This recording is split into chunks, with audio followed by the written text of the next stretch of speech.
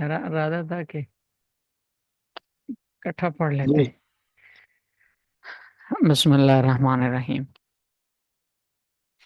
واسم المفعول ما اشتق من فعل لمن وقع علیہ۔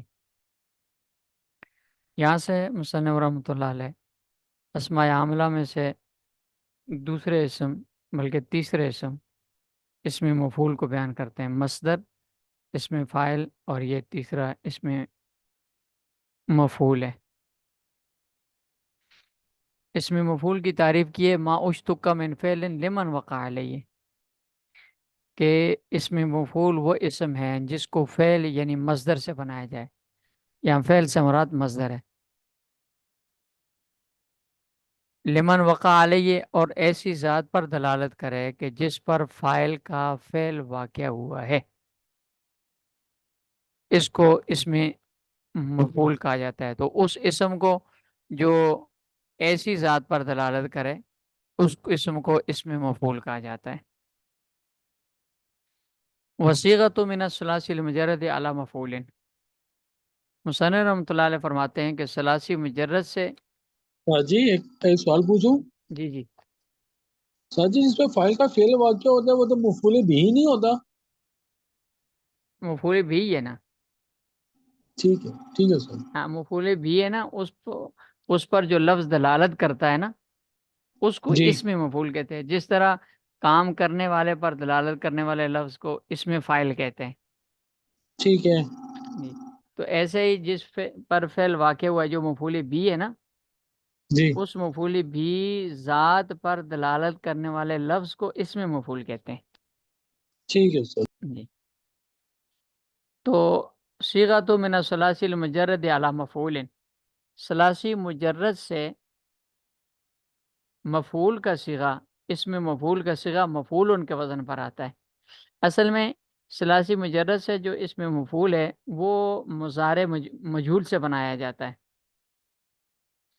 صرف یہ تبدیلی ہوتی ہے کہ شروع سے میم کو اس کو حروف مضارعات کو ختم کیا جاتا ہے، جیسے یضربو، یضربو، یضربو ہے نا، اس میں یا کو ختم کریں گے، اسی کا میم لگائیں گے تو مضربون ہو جائے گا۔ اب مضربون اس کا وزن ہے مفعلن، اور مفعلن ہی وزن ہے باب افعال کے اسم مفعول کا بھی، مکرمن۔ تو اگر اس کو اتنا ہی چھوڑا جاتا تو باب فعال اور مجرد کے اسم مفعول کا وزن ایک ہی ہو جاتا، اور پتہ نہ چلتا کہ یہ باب فعال کا وہ ہے اسم مفعول ہے یا مجرد کا اسم مفعول ہے۔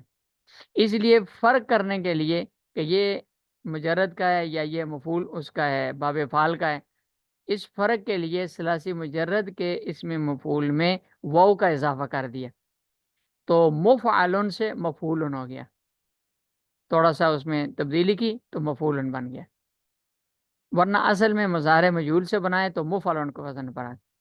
لیکن اس کا صیغہ تھوڑا پھر اس التباس کے ڈر سے اس کا صیغہ تبدیل کر دیا گیا، مفعول بنا دیا گیا۔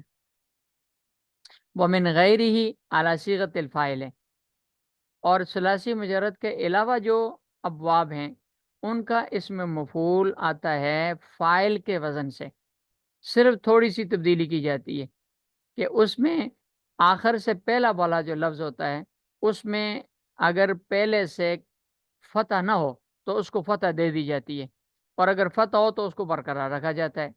اب دیکھو مکرمن اس میں فاعل ہے باب فعال کا، تو را کے اوپر فتح ڈال دی تو مکرمن ہو گیا، اس میں مفعول بن گیا۔ مقاتلن اس میں فاعل ہے باب مفعلہ کا، اس میں تا کے اوپر زبر ڈالی تو مقاتلن ہو گیا، اس میں مفعول بن گیا۔ مصرفن باب تفعیل کا اس میں فاعل ہے تو را کے اوپر فتح دی تو مصرفن ہو گیا۔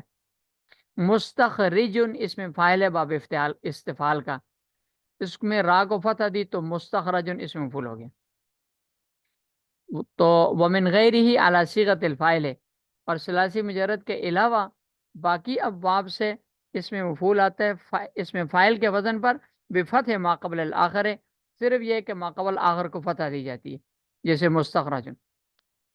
وامرو فی العمل والاشتراط کامر الفاعل، مصنف رحمۃ اللہ علیہ فرماتے ہیں کہ اس میں مفعول عمل اور شرائط کے لحاظ سے اس میں فاعل کی طرح آتا ہے، یعنی یہ اپنے نائب فاعل کو رفع دیتا ہے، فاعل کا تو فاعل آتا ہے نا، اس کا نائب فاعل آتا ہے، اپنے نائب فاعل کو یہ رفع دیتا ہے۔ اگر یہ متعدی ایک مفعول والا ہوا تو صرف نائب فاعل کو رفع دے گا بس، اور اگر دو مفعول والا ہے تو پھر نائب فاعل کو رفع بھی دے گا اور ساتھ مفعول ثانی کو نصب بھی دے گا۔ زید معتن غلامہ درہمن، یہ دوسرے کی مثال ہے، یعنی دو مفعول والوں کی۔ اور اس میں دیکھیں معتن اس میں مفعول ہے، غلامہ اس کا نائب فاعل ہے، اس کو رفع دی اس نے، اور درہمن یہ مفعول ثانی ہے، اس کو نصب دے دی۔ زید مضروب غلامہ، اس میں مضروب اس میں مفعول ہے اور غلامہ اس کا نائب فاعل ہے۔ تو اگر یہ اس میں مفعول ایک مفعول کی طرف متعدی ہونے والے فعل کا ہے تو پھر صرف نائب فاعل کو رفع دے گا، اور اگر دو مفعولوں کی طرف متعدی ہونے والا ہے تو پھر نائب فاعل کو بھی رفع دے گا اور مفعول کو نصب بھی دے گا۔